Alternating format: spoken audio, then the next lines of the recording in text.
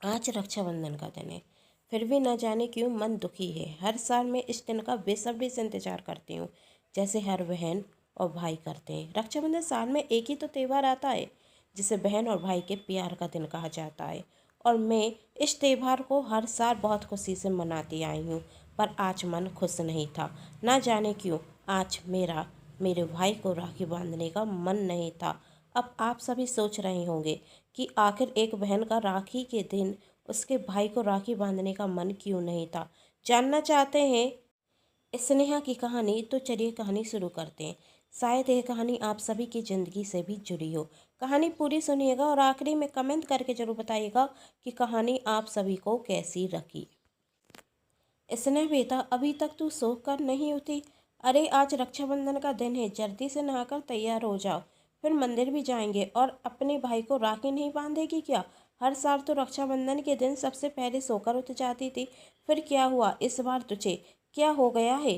कल राखी खरीदने भी नहीं जा रही थी? मैंने याद दिलाया जब गई। कुछ नहीं माँ, थोड़ी तबीयत खराब है, स्नेहा ने अपनी माँ से कहा। क्या हुआ, डॉक्टर को बुलाऊं? स्नेहा की माँ ने कहा। नहीं माँ, सर्दी जुकाम में मैं ठीक हो जाऊंगी। कहते हुए स्नेहा अपने सर से चादर अलग करती और सोकर उठकर ब्रश करने लगती कि तभी उसके मन में विचार आता। ना जाने क्यों आज मन पिछले कुछ दिनों से उदास है। रक्षाबंधन का त्यौहार आ गया और मन में खुशी भी नहीं, पर राखी तो भैया को बांधनी है ना। सोचते हुए स्नेहा तैयार होने लगती और सोचती है पिछले रक्षाबंधन पर कितनी खुश थी। क्या तू बैठी बैठी टीवी देख रहा है? राखी है, राखी नहीं बंधवाएगा? कहते हुए स्नेहा गुस्से में राखी की थाली लेकर अपने भाई अजय के पास आती। रे बांधना राखी, अजय कहता। ऐसे कौन बांधता है? कहते हुए स्नेहा दुखी होकर वहां से चली जाती। तभी पीछे से अजय अपनी बहन को मनाते हुए जाता और अजय कहता, तुझे पता है ना, तुझे परेशान करने में मजा आता है मुझे, पर यूं उदास मत हुआ कर। तुझे उदास देखकर अच्छा नहीं लगता। अपनी बहन से राखी क्यों नहीं बंधवाऊंगा? तो जाकर तैयार हो जा, स्नेहा कहती। अब इन कपड़ों में क्या बुराई है? अजय कहता है। तभी स्नेहा अपनी माँ से कहती है, देखो ना मम्मी भैया को। तभी स्नेहा की माँ कहती, क्यों परेशान कर रहा है अजय उसे? जाकर कपड़े चेंज कर लेना और उससे अच्छे से राखी बंधवा ले। एक दिन जब शादी करके चली जाएगी ना, तब याद आएगी तुझे तेरी बहन की। मैं नहीं करने वाला इसे याद, अजय ने कहा। तभी अजय की माँ कहती, इसलिए तो जब पिछली राखी पर सुबह से स्नेहा नहीं दिखी थी तुझे तो कैसे कह रहा था, स्नेहा कहाँ है, मुझे राखी बांध दो, तभी मैं घर से बाहर जाऊंगा। जब साथ में होते हो तुम दोनों तो कितना लड़ते झगड़ते हो, और थोड़ी देर एक दूसरे को नजर ना आओ तो कितनी चिंता करते हो। अच्छा ठीक है, मैं अभी तैयार होकर आता हूँ। अजय तैयार हो जाता और स्नेहा अजय को राखी बांधती। अजय उसे उसके मनपसंद का तोहफा देता। स्नेहा के चेहरे पर एक मुस्कान आ जाती। बेटा और कितनी देर है कि तुझे तैयार होने में? स्नेहा भविष्य में आती और सोचती, कितने अच्छे थे ना वह दिन भी। और स्नेहा की आंखों में आंसू आ जाते। वह अपने आंसू पोंछती और अपनी माँ के पास जाकर कहती, अब टाइम तो लगेगा ना, लड़की हूँ। चलिए। स्नेहा खुश होने का नाटक तो कर रही थी, लेकिन वह खुश नहीं थी। दरअसल बात यह थी कि स्नेहा को ऐसा रखने लगा था कि जब से उसके भाई की शादी हुई है वह पूरी तरह बदल चुका है। स्नेहा की भाभी निशा घर का कोई भी काम करना नहीं चाहती थी। उसकी माँ ही दिन भर रसोई में लगी रहती थी, जिसे देख स्नेहा को अच्छा नहीं लगता और वह अपनी भाभी से कहती कि अब आपको भी घर के काम करने चाहिए। निशा स्नेहा की बात पर गौर नहीं करती और वह काम ना करने के बहाने ढूंढती रहती। एक दिन स्नेहा भी अपनी माँ से कहती कि माँ, आप भाभी से कहिए काम करने के लिए। यह सब बात निशा सुन लेती और उस दिन से निशा को स्नेहा बिल्कुल भी पसंद नहीं आती। वह समझ चुकी थी कि ननंद के होते हुए यहाँ मेरी खिचड़ी तो पकने वाली है नहीं, और वह अजय को स्नेहा के खिलाफ भड़काने लगती। और एक दिन अजय स्नेहा से कहता है, तुम्हें तो शुरू से ही ज़्यादा बोलने की आदत है, थोड़ा कम बोला करो। स्नेहा को अपने भाई की यह बात बहुत बुरी लगती। उसने निशा से कुछ भी नहीं कहा था और वह कुछ कहती भी नहीं थी, क्योंकि वह घर में लड़ाई झगड़ा करने का कारण नहीं बनना चाहती थी। वह उन पुरानी नंदों की तरह रहना नहीं चाहती थी जो अपनी भाभी को परेशान करे। भाई और भाभी में लड़ाई कराई, लेकिन फिर भी उसकी भाभी उसे बिल्कुल भी पसंद नहीं करती थी।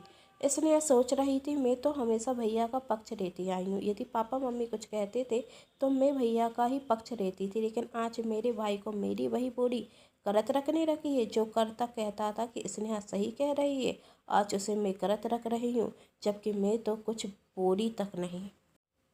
अब हर दिन घर में ऐसा कुछ ना कुछ हो रहा था जिससे स्नेहा को बुरा रखने लगा था। एक दिन वह अपने भाई को समझाने की भी कोशिश करती कि गलत हर बार मैं ही नहीं होती, भाभी भी होती है, लेकिन अजय पर तो निशा के प्यार का ऐसा जादू छा चुका था कि वह निशा के खिलाफ एक शब्द भी सुनना नहीं चाहता था। अब दोनों ही बहन भाई में बोलाचाली पहले से कम हो चुकी थी। रहते एक ही घर में थे, लेकिन अजनबियों की तरह। इसलिए मन ही मन सोच रही थी, पहले हम दोनों को लड़ने झगड़ने तक का बहाना नहीं चाहिए होता था, और अब बात करने का तक बहाना चाहिए होता है।